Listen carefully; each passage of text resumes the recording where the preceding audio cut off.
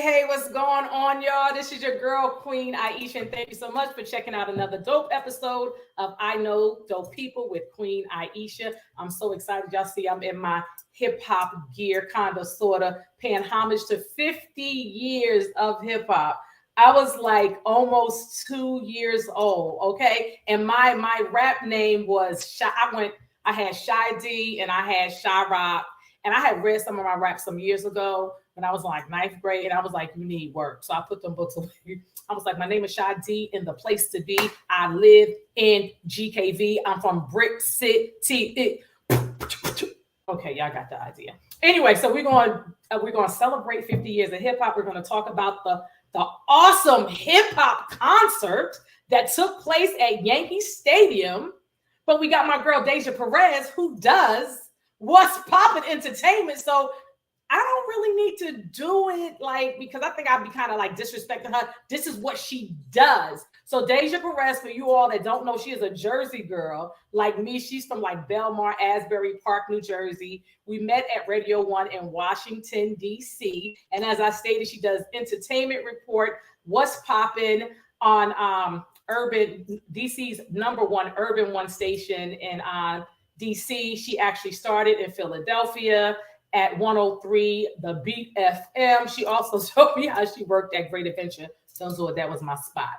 And she now can be heard. She can be heard doing her segment on the Donnie Simpson Show. She is a voiceover talent. Also, she's done voiceovers for Ford Motor Company, Coca Cola, Old Navy, Macy's, and T-Mobile, to name a few. So I'm not going to do the entertainment report. We're going to let Déja jump in and do it with me. Déja Perez, where you at? Where you at?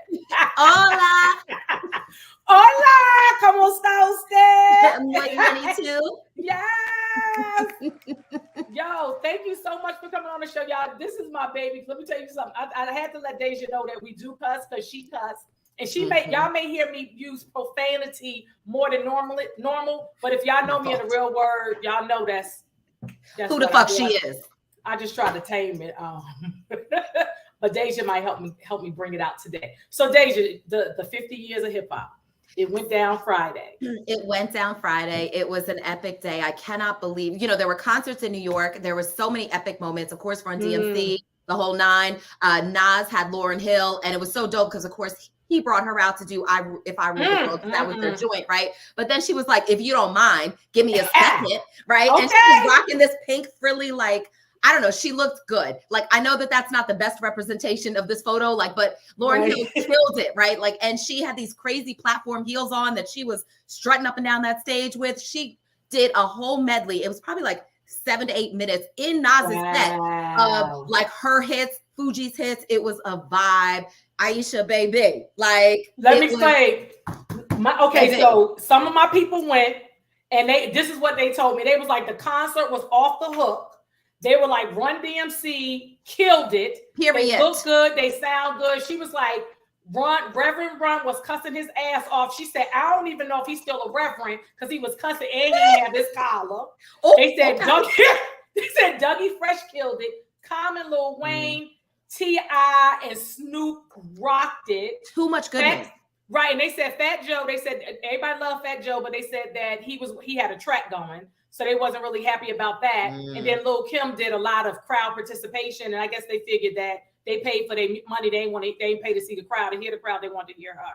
But they said all in all, the show rocked. Lauryn Hill, I was on the Tom Joyner cruise, and I saw her performance. She had on them humongous platform heels. Okay, you know what I'm talking about. Okay. When she was sat on the side, they helped her get in and out of them when she needed to take them on and off. Let me tell you something. This concert right here, my sister said, Aisha, the show was off the hook. She was like, but I'm gonna tell you now, you would have been asleep like towards the end because it was so much, it was so long. You know, I was tired. I was like, okay, I'm over it.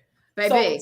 So what's the inside scoop and some of the stuff that you heard about the concert? So, you know, honestly, overall, I think that it's been amazing. But what I have noticed is that there's been a lot of back and forth in terms of representation over the 50 years of hip hop, right? And even in like the BET Awards, all sorts of things, people feel like their specific like area wasn't represented, like the South wasn't represented or the West Coast wasn't represented. And I mean no disrespect and I mean no shade. I'm an up top girl. You're an up top girl, right? We know where hip hop started, right? So don't be mad. Boogie down, bro. All right, cool. Like, don't do that. Like, please know your history. All right.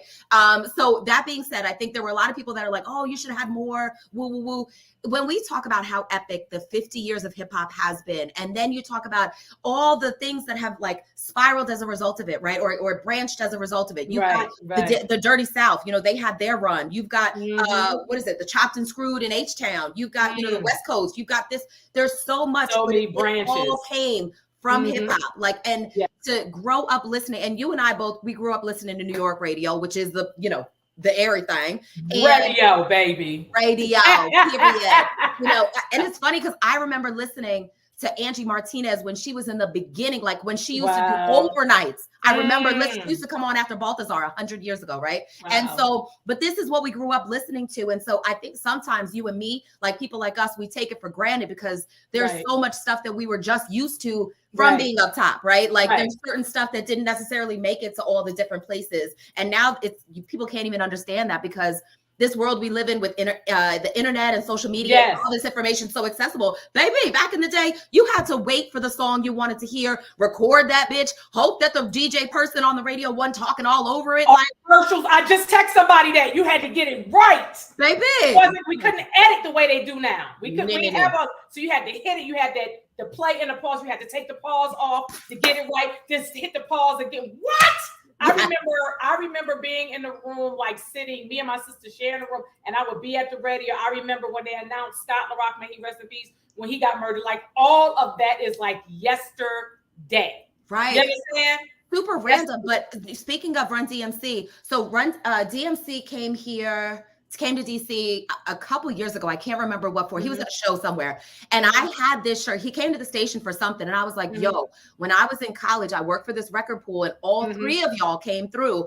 And do you remember, oh my God, I can't think of the name of the shirt right now. But anywho, I think it was like 555 Soul or some stupid shit like that. But anywho, all three of everybody from Run DMC signed my shirt, including the late Jam Master Jay. Rest in peace. And I was like, I have this shirt that was signed by all three of you. He was like, no way, blah, blah, blah, blah. So later that night, I went home, I got the shirt, and took a picture of it, and I posted it, and I tagged him, and I was like, see, like, legend. Did he respond? Yeah. Oh, that is so dope. No, it's really, really dope. Like, we're so blessed to have I don't know, as Black people, we are so creative. We are so, the fact that this has become the movement that it has, and it's just the beginning. We're just 50 years in, right? Like, where are we going to be in another 50 years? I think it's so dope and so exciting. Yes. I mean, our music, and just even with, when you look at Pharrell, designing for Louis Vuitton, he is just about to take it, or he has taken it to a whole nother level. Correct. You understand? Like, first of all, I grew up, see, the youngest may think Louis Vuitton is now. Louis Vuitton was before me.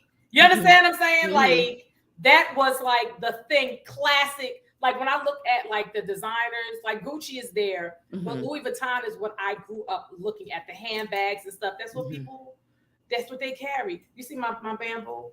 I see you rocking. You got the I don't have my name ring, but it's kind of like you got the neck ring. But you got the neck ring. You are by Queen. You got the door knockers. That's right. This is what we did, honey. This is lipstick and a whole lot of makeup because we knew we was beautiful anyway. So we would just put a little gloss on and let the lips be popping. I will never forget when I was working at Radio 1 and it was on Nebraska Avenue and LL Cool J Todd. He came by promoting his book. Girl, I had on a denim dress. Girl, yes, I went out of my way to get me a blow pop. Do you hear me?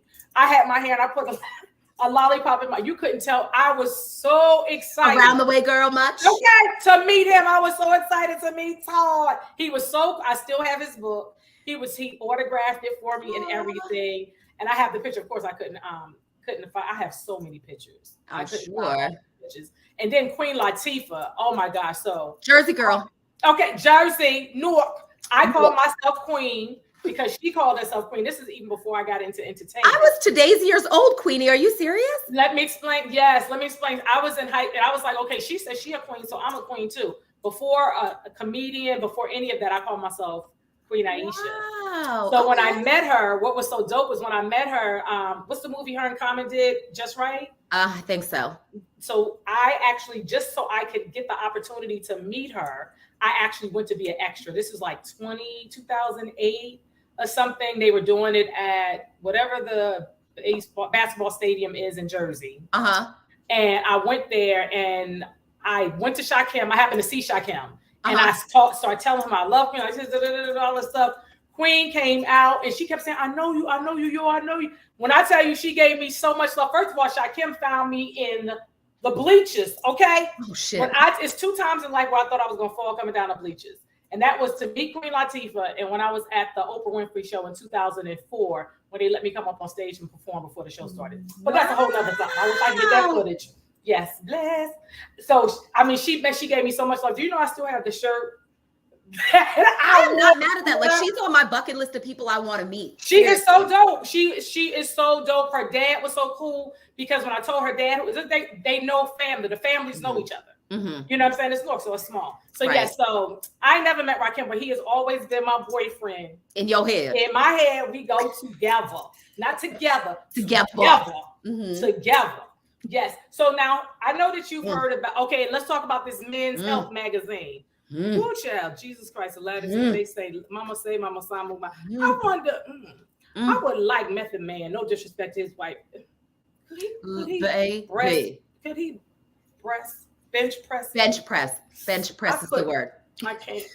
So, again, no disrespect to his wife, because I mean, absolutely, I don't play like that. I'm not disrespecting his wife by any means. Right. But that man right there is aging like a fine wine. Let's be clear about that. Yes. Okay.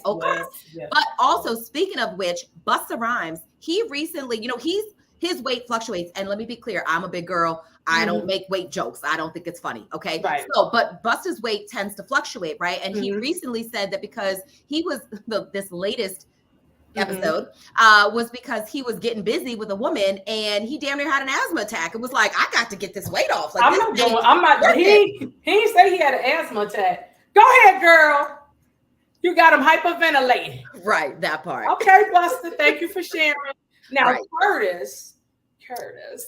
I met Curtis. I ain't never met Curtis. I met Curtis when I was living in LA. And he had squeezed me up on one of my rolls. He told me this was the new crack. I was he like them thick. You better come smoke some. Okay. Curtis. But I love how all of the generations, because it's really generations of hip hop that's being represented. Facts. Generations and genres, really. And genres, yes. Because you have the South, the North, the West. They sound different, and we've learned to appreciate all of it. Because I remember I used to listen to West Coast. I was like, what's this? And it's like you just get an appreciation for it because we up top and we rock out and we hard and bounce with it. And wear your 5411s. Okay, all of that, honey. Let me tell you something. I remember we did a school trip in 10th grade to Great Adventure, and I wanted the sky blue Nike. Okay. They had the dots with the Nike emblem. My mother was like, no, we ain't got that in the budget. I got to pay this tuition. My favorite aunt, Uncle Bob, I called him, may he rest in peace, and he gave me the money to get my sneakers. I went to Dr. J's downtown. Dr. J's. He's a real MVP. Okay, yes. Okay, we were ready. Ooh, they look so good. They make me just want to go get a Men's Health magazine. They make me want to go to the gym, is what they make me want to do. But the way I'm built, Yes. it ain't gonna happen. Yes. And yes, we want to give our condolences.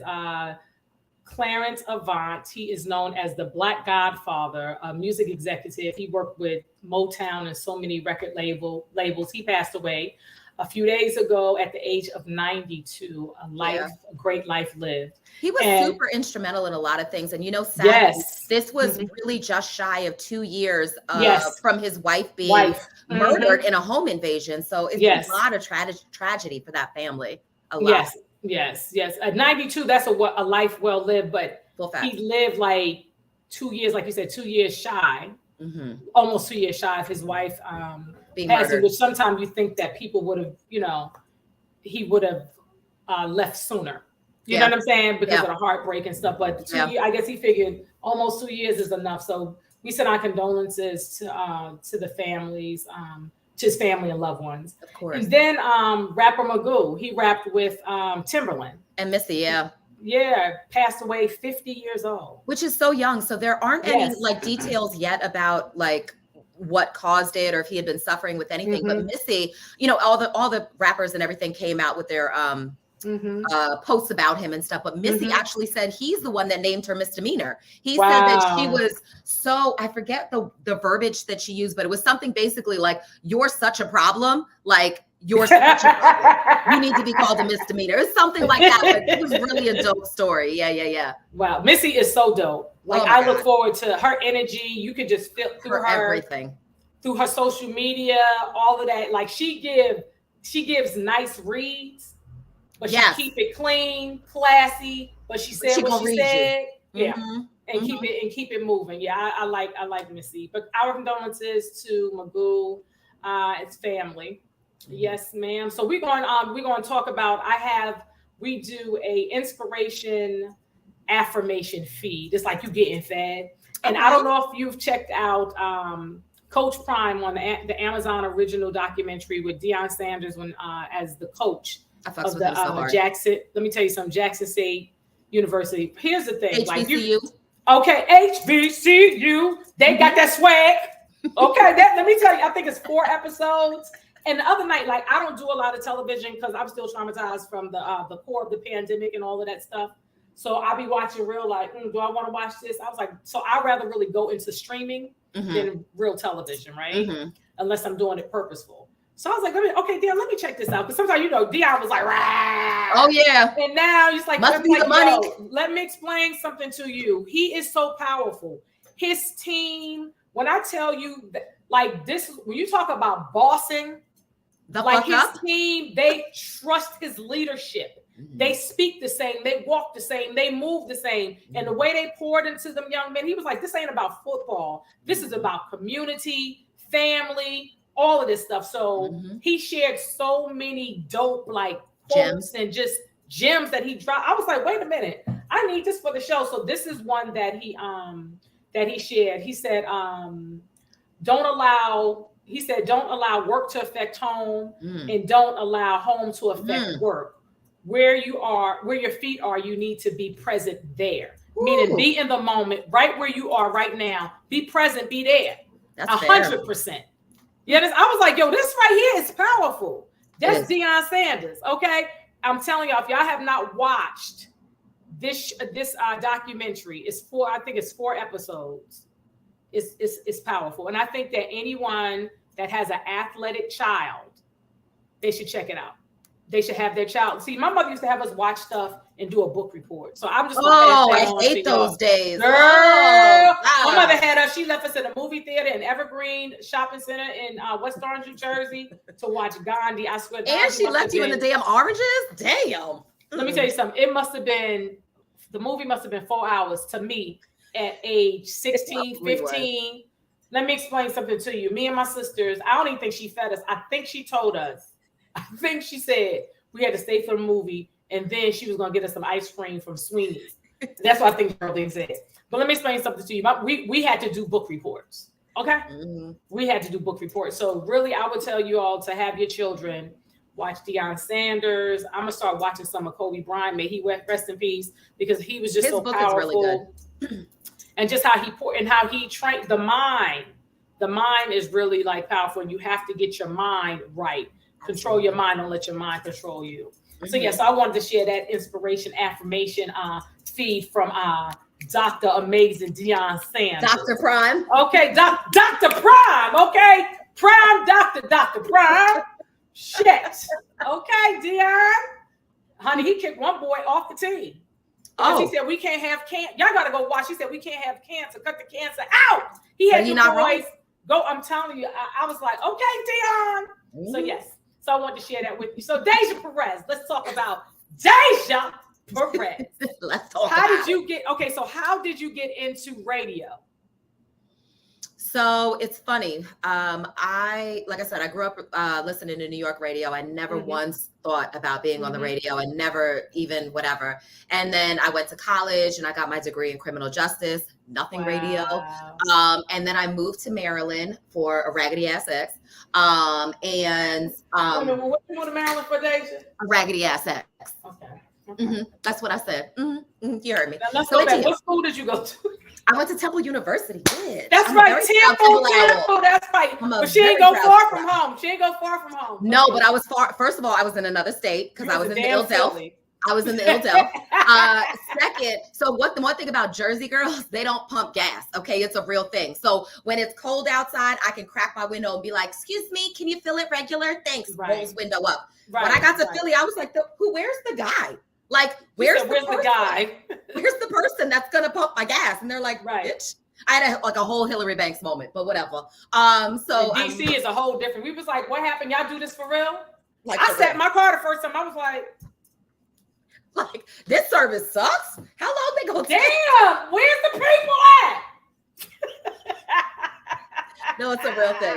So anywho, back to your question. So I actually, when I moved down here, I had a job, but it was crap. And then I went to some job fair or something. And one of the radio stations at the time was hiring like promotions people. And I was like, all right, cool. I was young. I could be in the clubs. I could put up banners, whatever. And so then they asked me to help out with the morning show one day. And the pay was shit. Like, it was probably like $6 or some shit. And so anywho, I figured that as long as I was learning in exchange for this crappy pay, then it would be worth it, right? What I didn't know at the time, though, is that morning radio is not conducive to you learning. That is not for interns. That is not for you to get your feet wet. That's none of them shits. You need to know what the fuck you're doing, because there's too many moving parts. There's too many moving pieces on a morning show. And there's usually 2 to 3 people like as a host. It's just a lot going on. So anywho, long story short, I ended up changing jobs. And I couldn't make the commute anymore, and I wasn't able to do it. And it's funny because the program director at the time had told me, he sat me down and he was like, it's really hard to get a job in radio if you don't already have a job. And I was like, all right, fuck it. So I didn't, and I left. But the universe works in mysterious ways, right? So I ended up going to a different job, and there I met a girl who was a temp at that job, but her other job, she worked at PGC and in the research department. And I was like, oh, what do you do? And she's like, well, we basically call people and say like, oh, what do you think of the new Beyonce record? What do you think of Rihanna? Whatever. And I was like, I could do that shit. So I did. And like 2 weeks later, I went to the program director and I was like, I want to be on the air. I don't know where those calls came from. I ain't know shit about shit, but I was like, I want to be on the air. Right. So he ain't nobody on my air that can't run the board. And I was like, all right, bet. How do I do that? So I would come in overnights, unpaid, from 2 to 6, and I would learn how to run the board. And then I would go home, sleep for an hour, go to my day job, and then leave there and go to the radio station for the job they actually paid me for. It was a lot.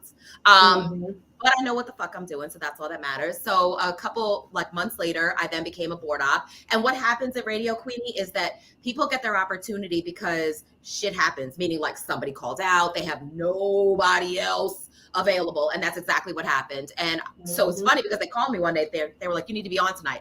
And I was like, I'm not ready. I had all that fucking bark and shit in the beginning, like I want to be on the air. And then when the moment came, I'm like, I don't think I'm not ready yet. I'm not. So they didn't care. I didn't even own headphones, Queenie. So they didn't care. They were like, fuck it, you're on. And I was awful, Queenie. I was so scared. So instead I recorded all of my breaks, but when I played them back, I made them choppy. So it sounded like, hi, my name is Déja Perez. And I didn't realize realize it. And I had to send the tape to the program director, and he listened to the shit. He was like, that was awful. Don't ever do that shit again. And you're on again tonight. And I was like, so in my defense, though, right? I could practice. You gotta get the practice here to like damn near Delaware and still get the station. So when you're thinking about that, you're like, do you know how many people can hear you fuck up? You know, repeatedly. Like, it's a little intimidating, right? So it is. Finally, I got my sea legs. Then I got an opportunity to go do radio in Philly, which was dope because I had gone to college there. And then I got the opportunity to go to KYS, which I spent the majority of my career at KYS. That's where I started doing Poppin. That's where we met. That's where we met. And so then I started to become kind of the old head at KISS. So now I'm kind of the young head at Majic. So yeah, that's where we at. Yes. So this Déja, we are Radio One family. And it's so funny because our stories are similar because I actually started off volunteering at KYS to kind of get over my nervousness with being a comedian. My mom said, go volunteer, because she used to volunteer for like public radio in Newark when we lived there just to help them raise money. She used to do that for one of the public access stations. So I started it. Some of my greatest friends are from radio. To this day, my greatest friends are in radio. And I tell people volunteering is the gift that keeps on giving. So I started off volunteering. Then I started doing characters, Minnie the Moocher on Easy Street, show in the afternoon. Yep. And we would just talk about things that was happening. And I would just do a character like begging for stuff. I get some tickets. That's when the Ritz was open. I want to go to the Ritz. Escape gonna be there. I want to see Escape. Give me some tickets. You know, to promote what was going on. And then when Russ Parr was coming to town, I had no morning show. I had no producer experience, let alone a morning show, right?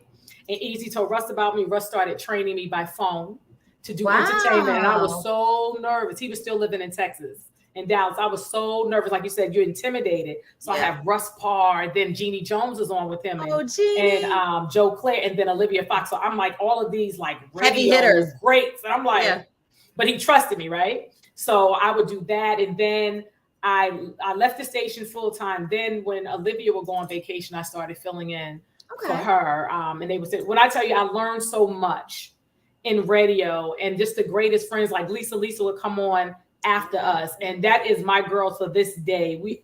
So I have really, really good fond memories in radio. And then I wasn't even working there like that. I think I was just hanging out at the station, BSing. And when we met, see, that's how you know when people let you in the building. You don't work no more. They like, shouldn't. It's Queen. Just let her in.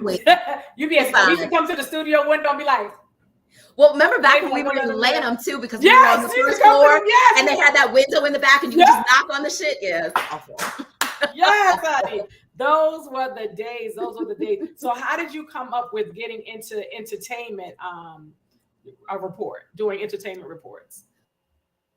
So I can't even take credit for it. I will tell you that when I was young, like I would go to the grocery store with my mother and I would be the one always in line reading the gossip rags. I never put two and two together, right? But when I got to KISS, I'm not sure if Dion was the program director or the APD at the time, but she wanted to do Two-Face was on the air. That's when Two-Face was on the air. And she wanted to add an entertainment report for Two-Face. And at the time, T.I. had his song Big Things Poppin'. That's kind of where the name came from. Then we took Lil Mama's lip gloss. That's what the bet is. And it's synonymous with what's poppin'. Wherever I do what's poppin', I'm always like, I just need my Lil Mama lip gloss. And I know it's old as shit. It's like 20 years now, but it's mine. So that, and it was honestly, Queenie, it sucked in the beginning. Like I didn't know what I was doing. I had no frame of reference for doing entertainment reports. So it was really like headline-y, like you know, Chris Brown got arrested or so-and-so had a baby or whatever. It was no salt, pepper, mumbo sauce, nothing on it, right? Like it was just regular. So then eventually, and it kind of coincides with me kind of coming into my own as a jock as well. Like I was, so like when I was coming up at PGC, they were so strict and they were like, you can only read the liners. That's it. Like I was seeing all these other jocks doing all these, you know, bells and whistles and they had sound effects and things. And I was like, I want to do that. And he was like, just liners. That's it. So for a long time, that's all I was able to do. So once I was kind of able to, I equated to, did you ever watch Forrest Gump when Tom Hanks is running and he runs out of the braces?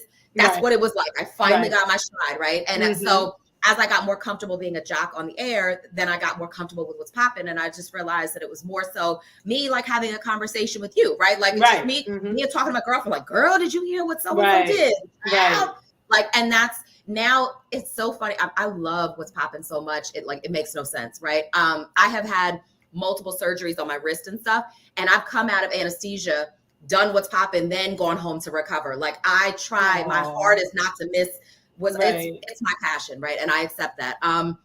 I didn't know it would be received as well as it has been, to be honest. I'm very blessed by it. And I think it's more so just because it's authentically how I speak and how I talk to you. And I think people feel like it really is just me, like in the car with them, like, girl, did you hear the shenanigans? Did you see what this NFL player did? Like, did you see what this about this basketball player? Like, and yeah, I love it. So you're on Donnie Simpson Show. If y'all don't know who Donnie Simpson is, first of all, I told my dad, I talked about Donnie Simpson so much. When he was living in Piscataway, they didn't even have BET yet on cable.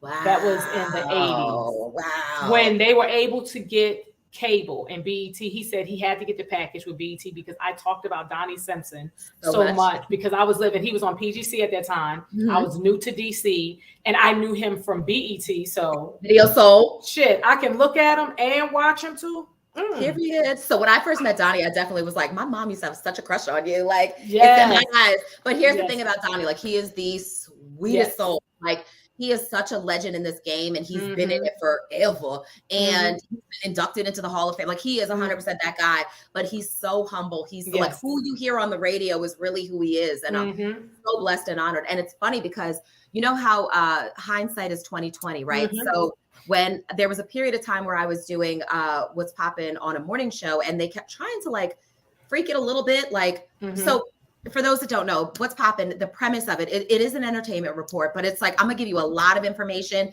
in a little bit of time. It's probably gonna be 2 minutes, if that, but I'm gonna tell you everything that's popping, right? So when I was transitioning to the morning show a little bit, they wanted to have me do fewer stories and kind of delve into them a little bit deeper. And I really inwardly was fighting it because I was like, this ain't what's happening now. Like you changing my whole shit, right? But you don't know that sometimes challenges in life prepare you for the next opportunity. That's right. And what I mean by that is because when I then had the opportunity to do What's Poppin' for Donnie's audience is a little bit older. And so sometimes they don't know the background of some of the stories that I'm talking about. So what that one opportunity taught me to do was to give a little bit more context on my stories. So even though I'm still going to give you a lot of information, I'm going to give you a little backstories, a little bit, enough so that if you don't know what I'm talking about, you can follow along. And oh, okay, I know what you're saying. Right. So it's exactly. That's dope. So you do it on Donnie's show with Majic. Are you syndicated? Are you doing it on any other station? Yeah, technically, by definition, it is syndicated in that it plays on multiple places. So it plays with DJ Cass in South Carolina. It plays with Lorenzo Ice-T in Orlando. Awesome, and Lorenzo! And it plays in all the DTLR stores and on the DTLR radio app. Yeah. I love it! Yeah. Congratulations. So that's something you worked yourself or is it through the radio station? No, it's... You better go, Déja. Yes, Jersey, get your checks, auntie. Let's be talking about praising and giving you all your flowers. What's this plaque on the wall with DJ? Is that DJ Khaled? Motherfucking I found out that he's a Sagittarius like me. Oh, ow. Okay. So, and my name is on it. Like I ain't What it say? What it say? It says presented to Déja Perez to commemorate RIAA multi-platinum combined certification, more than 14 million, I don't know, whatever, copies of We the Best, Epic Records, albums, Grateful and Major Key, and singles, I Got the Keys, Do You Mind, Shining, Wild Thoughts, for free, and I'm the One. You bet. So he's saying basically thank you because you help promote and sell them records. And so to be clear, right? Yes. But to be clear, I didn't do nothing. He sent them to everybody at the radio station because Khaled's a radio personality at heart. So when he was doing all this, like he got the names of all the radio personalities. He sent one to everyone, but I didn't really do nothing. But I'm super appreciative and I love my Khaled plaque. So because it got my name. That because he is Sagittarius, and that's what Sagittarius do. We are thoughtful like that. Yes, I love that. I love Cal. I've never met him. I So found he out is he's really a dope. Sagittarius recently. I love him. No, he's really dope in real life. He's really like, I met him back when we were in Lanham. He's really, really dope, really good guy. 100% really good guy and very authentic. I get that. I get that from him. I get that. I get that he allows people to be who they are, but he stays in his authentic self. Correct. No judgment. Do you? I appreciate that. But I'm gonna do me. Cut your fool, and I'm gonna do my piece. You understand? I love it. Yes. So what, Déja, what else you have coming up? We have a DC radio photo of you. So is this something the DC radio? Oh God, that one, Jesus. That she giving us colors. Is she giving us colors and curves? And body. Yeah, right. Colors and curves. Colors and curves, baby. That shit is so old. I want to say it's like 5 years.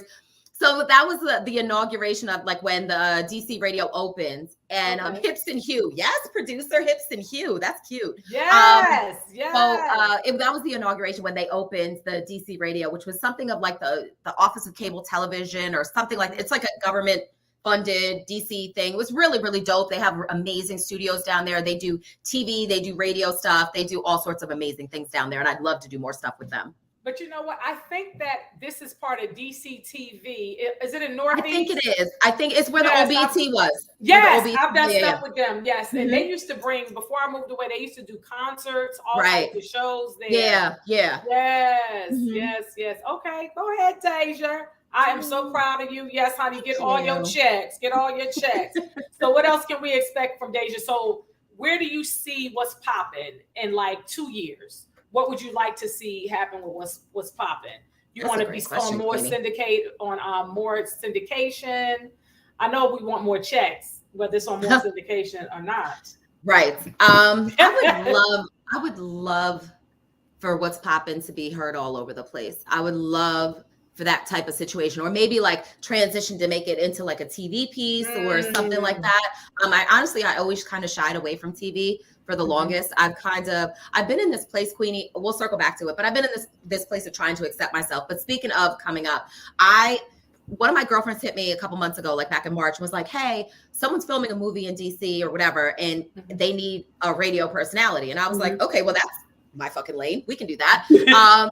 So literally my scene is probably 37 seconds, but the movie, it's a Christmas movie. It's called A Naughty Christmas Story, and it comes out in December. I don't know. All right, Déja. You got it right there. Yeah, so I'm very excited. I'm very, very excited. I've never been in a movie before. It was very different. Good. I didn't know what to expect, but it was super fun. They were super kind to me. Well, my part was like, and it was like on a Saturday, so I had to like be on the air by 3:00, so I had to finish doing what I was doing, and my dog was sick, and look, it's all the things, but it worked out well, and yes, it's happening in December, and I'm very excited. Congratulations! So where will we be able to see it? That's a great question. I don't know yet. But it's gonna happen. It's coming out in December. We know that. December, bitch. I'll let you know when we get closer. That's all I know. Yes, Déja. Thank you. Other than that, I've been trying to do some voiceover stuff, more voiceover stuff. So to be fair, like I've always kind of done voiceover stuff through the station, but now I've kind of started branching out and trying to do my own thing. Which I still do the stuff with the station, but obviously, my own thing. And I have like a cute little setup at home where I've got mics and I want to do some podcast stuff.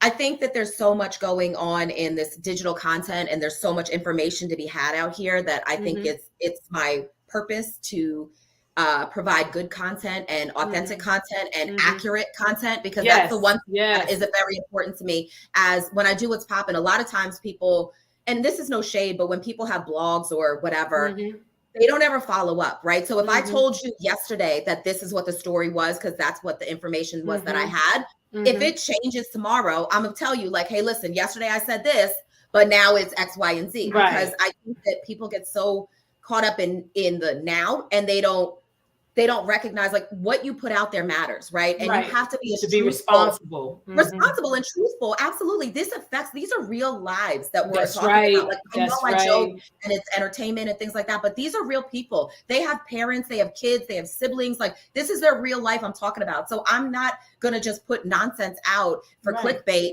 and keep it pushing. Like there are consequences and repercussions for that. So no.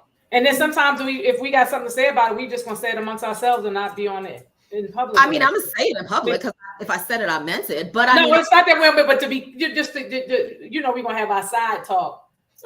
To be kind. We ain't gotta. Yeah, we ain't gotta put it out there. We be like later. You know, you go to the Thanksgiving. You be like, we gonna talk about that shit later. But no, you know, it's so funny because it's like with me doing Queen's Quickies, it's like to mention something, but I don't want that meanness. Correct. So I don't have space for it. Yeah. I always thought that I was kind of because Wendy Williams, she was so dope. And of course, where we grew up, like she was that chick on radio. Right. That's right. So Wendy was always kind of the mean girl. And I don't mean this disrespectfully, right? Because I do want to meet Wendy. I think what she's done for us is huge. So it's not shameful. But what Wendy did was so ahead of her time. And she was so salacious. She would have me waiting like on bated breath for who's the gay rapper, who's the this. Like she had us pressed. And it wasn't. She knew how to do it too. She knew how to did it at a high level, right? So, but what I always figured was I was like Wendy, but not a mean girl like Wendy, because Wendy is a bit of a mean girl. Let's be real. But I never wanted to be the mean girl. That's not my spirit. That's not my character. So I will say some snarky shit. I have morals, I have values, and I have judgments. I mean, but I'm gonna be as respectful as possible, as respectful as I can be. As you would want someone to treat and handle you. Correct. So who said this? I want to be remembered as a caring, compassionate person who helps people. I also want to be known as an entertainment reporter with substance. Me, bitch. Yes, honey. I love when you start off your bio with your damn quote. Okay. I am the most important person to me. You can catch this quote. I'm working on that, Queenie. So I've been a work in progress. Like, I don't exactly. So we've had, self-esteem issues, life issues, all the things, right? So I am in a phenomenal space, and I'm very good with who I am as a woman. Like I feel like I'm macho for the most part. But I've been through life. Life has lifed on me a little bit. But I am super proud of this woman that I am today. And I would not remove any of the bullshit that I've endured up until this point, because taking even one piece of that away, I wouldn't be who I am. So I'm very grateful. I wasn't grateful in the moment when I was enduring bullshit. But now that I'm on the opposite side of said bullshit, I'm happy. And I'm the best version of me. She just says it so beautifully. And I'm going to tell you this, I'm going to share this with you, and I'm sharing it with everyone watching now and later. So I got turned on to an affirmation artist. Her name is Tony with the I Jones.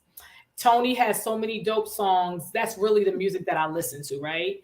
And she says, I want to thank everybody for showing up exactly the way they were supposed to help me with my growth. I'm paraphrasing. So a lot of times we cuss people, cuss situations and all. And at the moment, that's how you feel. We're spiritual beings having human experiences, right? Yes. So we own it. But what happened if we did not have those experiences? We couldn't come to the other side, come through and be who we are or who we're going to be or who we need to be. Absolutely. Right? So I get it. But I'm gonna send you her. It's like the gift that Tony Jones is and I love her. Because she's so dope. She be like, me and God, we homeboys. Yo, she's out of Detroit. Excuse me, she's out of Detroit. And she talks about her struggles.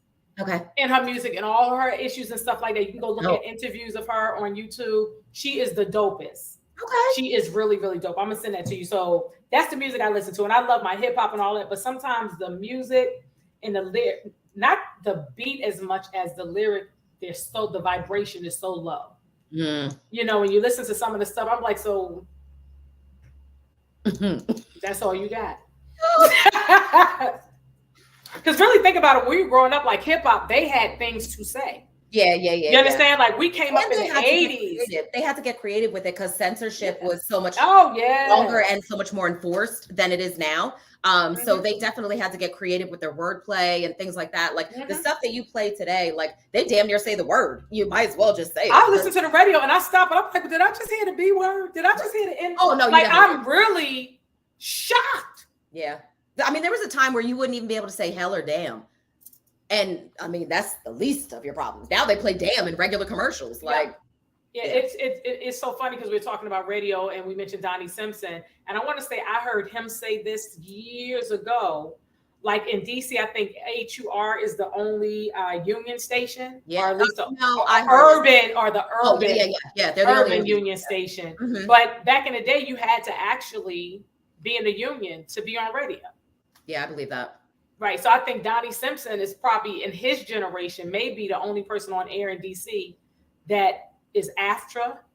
No, there are a couple at that time. Oh, no, what I'm saying outside of HUR, outside of HUR, outside of right. So I mean, just because it's, you don't have to have the license anymore. I just want to let you know that I am SAG AFTRA. Anyway, try not, and I want to be. I'm SAG AFTRA. They keep telling me I gotta get a few credits behind my name, which is why I got this little movie shit happening. I'm trying over here. So I will say I was very fortunate. I became SAG AFTRA in 2006 for my Verizon commercial. Okay. So because I was the star of the commercial, it's called a Taft Hardy, I believe it is, where they asked them permission to let me come in because I'm the commercial was about me using their service. So I'm doing me. Okay. I'm the actor for myself. Mm-hmm. So I got it like that. And then for me constantly doing Ricky Lake and all that stuff. So here's the thing. Then it was like $1,300. Back then. When SAG and AFTRA merged, it's like $33,000 and something. Yeah. Well, God knows that I ain't gonna spend that money. Honey, I paid that money so fast before the deadline. I said, I need $300. Who got $300? I need $300 more to make this happen because we get this shit right here. We get this, yes. So yes, if you can get I think it's great for you to be in a union. Mm-hmm. If you can get it, because when you go to the set, it looks totally different when you're union. That's what I've been told. That's what I've been trying to do. If you in that heat, they need to make you comfortable. If they give you smoke, you be like, I extra money. I got to bring my wardrobe. That's an extra check. Must be nice. Yes, honey. So yes, Déja Perez. Yes. We are expecting, we're already getting greatness from you. And like I told you, I'll be home in DC because I say home people might be, is she coming to Jersey? I got 2 heartbeats. I lived in Maryland, DC longer than Jersey. I was telling someone on the phone yesterday, I was like, DC is where my people are. DC and Maryland. I love Atlanta, but my people, I grew up there. Yeah. So, and we just vibe. And it's so funny because we just vibe. We didn't like work together. We just vibe. We never worked together. I think I just walked in the studio one day and just said, talk to people. Probably. That's it. Probably. I said, hey, how you doing? Or something like that. And we just like, clicked. And how many years later? 100. Okay, we just vibe. So yes, so I hope to see you when I'm home. If I'm doing some performances, I will be announcing them. And anytime you want to pop in and do the what's popping, like Queen, you heard such and such and such. Pop on in. The other thing we did not talk about, we mentioned it a little bit. So LL Cool J has his own tour. Yes, right. It's called The Force. Mm-hmm. So are they not performing? First of all, do you know if the hip hop anniversary show that took place in the Bronx, is that going to be a tour or was that only for the one night? I don't know definitively, but I think it was only for the one night. It should be. If anybody had some, financial sense about them, they would pocket it and move it to other cities because it's just such a dope lineup. And people want to see it. But I think it was just the one and done because the actual anniversary of the 50th anniversary, which we have been celebrating all year and will continue to, but the actual day was August 11th, which was last Friday, which is when the show was. Okay, got you. Got you. Okay. Very, very, very, very dope. Very informative, definitively. She gave us that information. So LL Cool J, The Force Tour. And let me know if I'm forgetting anybody. It's LL Cool J, of course. Todd. Queen Latifah. Latifah in command. UNITY. That's for unity. Jazzy Jeff from Jazzy Jeff and the Fresh Prince. The Roots. Black Thought has always been my man. No shade to his wife. I thought Rakim was your man in your head. But see, what is you, a polygamist? A polygamy rapper. I like chocolate. Anyway, so I like it all. Right, The Roots, Rakim, Jadakiss, and DJ Z Trip. So is anybody else on there? I'm trying to think. And they're touring. So I understand they're touring the U.S. and Canada. Salt and Pepper. All right, Salt and Pepper. Big Boy. Big Boy from Outkast, I assume. Bone Thugs and Harmony, Common, De La Soul, Dougie Fresh and Slick Rick, Goody Mob, Ice-T, J to the Mwah, Juvenile, MC Light, Bitch Paper Thin, Method Man and Redman, your other boyfriend Rakim. I don't know what you're gonna do with both your mans at that place. And Redman representing Newark. Okay. Listen, I love Redman. Do you remember when he did that fucking episode of Cribs? And that was the realest damn episode. He's the realest nigga ever. His house was real, not regular. Yeah. Regular in Newark. Okay. Yeah. It didn't look like a rap nigga lived there. Let's be clear about that. It just looked real regular. It looked real Newark. Real Newark-ish. Real Brick City-ish. Very Brick City-ish. But do you? And he was like, and I don't fucking care. Of course I do. He is the dopest. His post, he's the dopest. His energy has always been so dope to me. He's always been very confident and comfortable in his own skin. He was like, fuck it, I am this way. And it is what it is. But I've always rocked with him, not just because he's from Jersey, just because. Right, exactly. He used to live over there by Cooper's where we used to get our sandwiches from, but I digress. Anyway, so I understand that so they're touring the US and Canada. They're going to rap in Boston, Massachusetts, New Edition hometown. Anyway, on November 19th, and that's 9 days before my birthday. Period. Yes. What question? Did you go to the Beyonce concert? So let me be very clear. I love Beyonce. I'm part of the Beehive, right? I love her. So you be fighting people? Well, when I said Queenie asked me if I did something, and I was like, I don't people well. And what I mean by that, right, is I have like kind of I don't want to call it anxiety, but basically, so I can't take, it's like a sensory stimulation. I can't take too much. So I can't take the lights, the people, and the noise all at the same time. So if I can't get backstage to get a break from it, I can't do it. So I did want to go to the Renaissance tour. I really, really did, but I didn't have a way to get backstage and get a break from it. I want to translate. All right. She don't hood nigga shit well. Okay. I don't nigga shit at all. But no, for me, I've gotten so sensitive as I've gotten older, like loud, even when we're watching TV, when we switch from like the app, the streaming service to the TV, if it's too loud, like I have a sensory, like an issue with the sensor, it's too loud or something. I can't. We got to get you the baby headphones. Bitch, you think I don't walk around with these fucking clothes? The noise canceling shits. Then we got to get you some Erykah Badu hoe blockers. I need hoe blockers. I need my fucking noise canceling, and I need a goddamn anxiety hoodie. Like I need all the things. Not an anxiety hoodie. That's a hoodie. That's the thing. No, bitch, anxiety hoodie. It is. You better do it. No, it is. Anxiety hoodie. That's a brand. Yeah, no, that shit is for real. No, it's so funny because I was telling one of my girlfriends, I was like, I think I need to create a anxiety hoodie because that way I could just like put the hood over, like if I was in that moment. And then have your headphones. Correct. And then not 2 minutes later, you know how they do with the NSA. All of a sudden on Instagram, I see somebody selling a damn anxiety hoodie. I was like, this is some bullshit. I'm sick of them listening to my damn conversation. That part. Okay. I was looking for a sofa. That shit popped up on my phone. I said, wait a minute. Oh, yeah. This motherfucker got to stop stalking me. I'm taking out a restraining order. Don't even get me started on it. So I don't do the Siri stuff. I don't talk to her and be like, Siri, what's this? I don't do that. I don't do the Alexa shit either, right? But so I have an Alexa in my house, and I'm convinced that like people are recording the voices so that they can put it on AI later. Like I know that sounds very conspiracy theorist, but like as a person who uses her voice as like a way to get paid, like voices matter, right? And what I sound like, my tone, my inflections, all of these matter. And they're recording you because at some point a robot's gonna have your voice. Let me explain. No, it's because Alexa got somebody, Siri got somebody. It's so funny because I've never subscribed. I don't have the Alexa.